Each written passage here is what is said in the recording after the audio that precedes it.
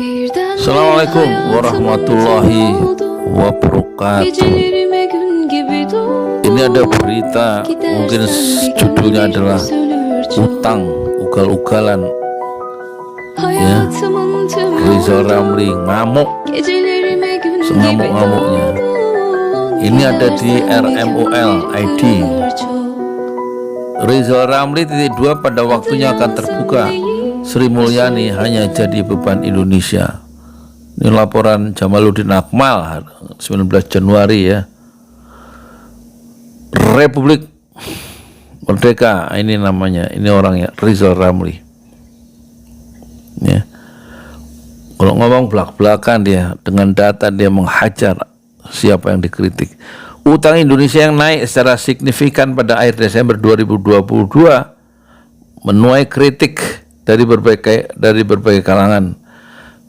Kementerian Keuangan Kemenq mencatat utang mencapai 7.733,99 triliun per 30 Desember. Jadi 7.733 triliun ya.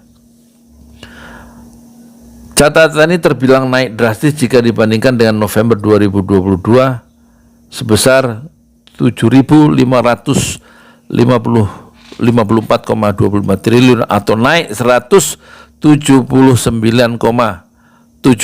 triliun. Artinya utang naik 6 triliun per hari. Dan kini rasionya telah mencapai 39,57% terhadap PDB, produk domestik bruto. Ekonom senior Dr. Rizal Ramli yang sedari awal sudah mewanti-wanti ya, agar pemerintah tidak ugal-ugalan dalam berutang pun kini pada sebuah kesimpulan bahwa kehadiran Sri Mulyani sebagai Menteri Keuangan hanya menjadi beban Indonesia. Pada waktunya akan terbuka. Sri Mulyani akan jadi beban Indonesia karena kebijakan utang jor-joran berbunga tinggi, yaitu 2% lebih tinggi dari negara-negara yang ratingnya sama atau lebih rendah dari RI. Tegas Menko Perekonomian era Gus Dur ini kepada redaksi. Menurutnya beban bunga mahal itu nantinya akan ditimbangkan kepada rakyat untuk membayar. Rizal Ramli makin kesel lantaran Sri Mulyani melakukan kebijakan sing printil atau membebankan ya, pajak tinggi hanya kepada usaha kelas kecil.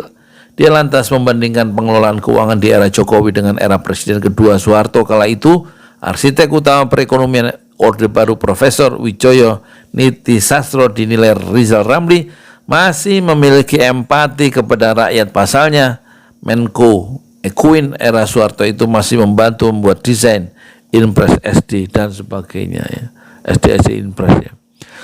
Sri Mulyani benar-benar payah dan merugikan RI, dipuji media internasional karena memang menguntungkan kreditor internasional. Selisih bunga lebih tinggi 2% ya, dan tukar iklan. Padahal lanjut Rizal Ramli, Soeharto juga termasuk orang yang tidak terlalu mengerti masalah ekonomi.